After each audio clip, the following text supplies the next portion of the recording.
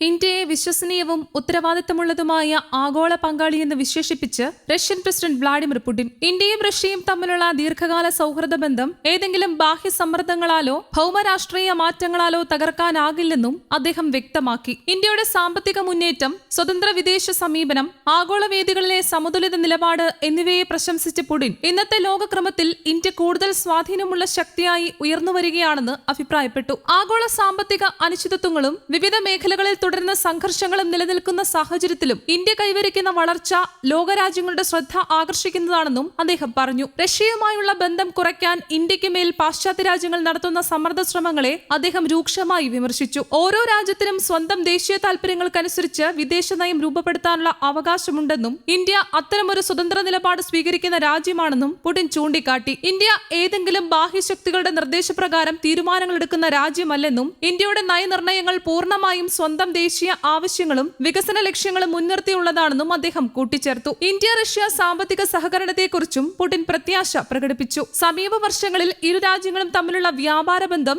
ഗണ്യമായി വളർന്നിട്ടുണ്ടെന്നും ഊർജ്ജം, പ്രതിരോധം, കാർഷികം, ഔഷധ നിർമ്മാണം, സാങ്കേതിക വിദ്യ, അടിസ്ഥാന സൗകര്യ വികസനം തുടങ്ങിയ മേഖലകളിൽ സഹകരണം കൂടുതൽ ശക്തിപ്പെടുത്തുകയാണെന്നും അദ്ദേഹം പറഞ്ഞു. നിലവിലെ വളർച്ചാ നിരക്ക് തുടർന്നാൽ ഉഭയകക്ഷി വ്യാപാരത്തിന്റെ മൂല്യം വരും വർഷങ്ങളിൽ $100 ബില്യൺ അമേരിക്കൻ സാധ്യതയുണ്ടെന്നും അദ്ദേഹം വിലയിരുത്തി. ഇന്ത്യയുടെ സാമ്പത്തിക നേട്ടങ്ങളെ പ്രത്യേകം എടുത്തുകാട്ടിയ പുടിൻ ശക്തമായ ഭരണ നേതൃത്വം, ദീർഘവീക്ഷണമുള്ള വികസന നയങ്ങൾ, ആഭ്യന്തര വിപണിയുടെ വ്യാപ്തി, വ്യവസായ സാങ്കേതിക മേഖലകളിലെ പുരോഗതി എന്നിവയാണ് രാജ്യത്തിന്റെ വളർച്ചയ്ക്ക് പിന്നിലെ പ്രധാന ഘടകങ്ങളെന്ന് അഭിപ്രായപ്പെട്ടു. ലോകത്തിലെ ഏറ്റവും വേഗത്തിൽ വളരുന്ന പ്രധാന സമ്പദ് വ്യവസ്ഥകളിലൊന്നായി ഇന്ത്യ തുടർന്നുകൊണ്ടിരിക്കുകയാണെന്നും വരും വർഷങ്ങളിൽ ആഗോള സാമ്പത്തിക രംഗത്ത് ഇന്ത്യയുടെ പങ്ക് കൂടുതൽ വിപുലമാകുമെന്നും പുടിൻ ആത്മവിശ്വാസം പ്രകടിപ്പിച്ചു. അമേരിക്ക ഉൾപ്പെടെയുള്ള മറ്റു പ്രമുഖ ശക്തികളുമായുള്ള ഇന്ത്യയുടെ ബന്ധങ്ങളെക്കുറിച്ചും പുടിൻ പ്രതികരിച്ചു.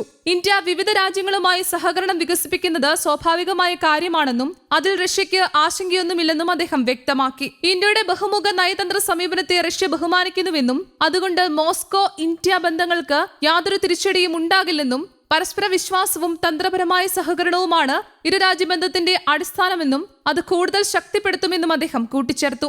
ആഗോള സുരക്ഷാ വിഷയങ്ങളിലേക്കും സംവാദം നീണ്ടു. ഉക്രൈൻ യുദ്ധത്തെക്കുറിച്ച് സംസാരിച്ച പുടിൻ പ്രശ്നത്തിന് രാഷ്ട്രീയവും നയതന്ത്രപരവുമായ പരിഹാരം കണ്ടെത്തുന്നതിനുള്ള സാധ്യതകൾ റഷ്യ ഇപ്പോഴും തുറന്നുവച്ചിട്ടുണ്ടെന്ന് അവകാശപ്പെട്ടു. എന്നാൽ യുദ്ധം അവസാനിപ്പിക്കുന്നതിനുള്ള ശ്രമങ്ങൾ റഷ്യയിലേക്കല്ല, മറിച്ച് കീവ് ഭരണകൂടത്തെ വിട്ടുവീഴ്ചയിലേക്ക് പ്രേരിപ്പിക്കുന്നതിലേക്കാണ് കേന്ദ്രീകരിക്കേണ്ടതെന്നും പുടിൻ അഭിപ്രായപ്പെട്ടു.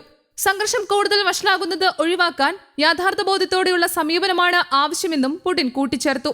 യൂറോപ്യൻ യൂണിയൻ മധ്യസ്ഥന്റെ പങ്കുവഹിക്കുമെന്ന സാധ്യതയും അദ്ദേഹം തള്ളിക്കളഞ്ഞു. സംഘർഷത്തിന്റെ തുടക്കം മുതൽ യൂറോപ്യൻ രാജ്യങ്ങൾ ഒരു പക്ഷത്തോടൊപ്പം നിൽക്കുന്ന നിലപാടാണ് സ്വീകരിച്ചിട്ടുള്ളതെന്നും അതിനാൽ നിഷ്പക്ഷ മധ്യസ്ഥരായി പ്രവർത്തിക്കാൻ അവർക്ക് കഴിയില്ലെന്നും അദ്ദേഹം ആരോപിച്ചു. അതേസമയം പശ്ചിമേഷ്യയിലെ സാഹചര്യം സംബന്ധിച്ചും പുടിൻ ആശങ്ക പ്രകടിപ്പിച്ചു. ഉക്രൈൻ പ്രശ്നത്തെ ഒരു പ്രാദേശിക സംഘർഷമായി വിശേഷിപ്പിച്ച അദ്ദേഹം ഇറാനെ ചുറ്റിപ്പറ്റിയുള്ള സംഭവ വികാസങ്ങൾ ആഗോളതലത്തിൽ പ്രത്യാഘാതങ്ങൾ സൃഷ്ടിക്കാൻ ശേഷിയുള്ളവയാണെന്ന് മുന്നറിയിപ്പ് നൽകി. പശ്ചിമേഷ്യയിൽ സമാധാനവും സ്ഥിരതയും പുനഃസ്ഥാപിക്കാൻ സഹായിക്കുന്ന ഏതൊരു നയതന്ത്ര നീക്കത്തെയും റഷ്യ പിന്തുണയ്ക്കുമെന്നും മേഖലയിലെ സംഘർഷം കുറയ്ക്കുന്നതിനുള്ള അന്താരാഷ്ട്ര ശ്രമങ്ങളിൽ സഹകരിക്കാൻ റഷ്യ തയ്യാറാണെന്നും അദ്ദേഹം വ്യക്തമാക്കി.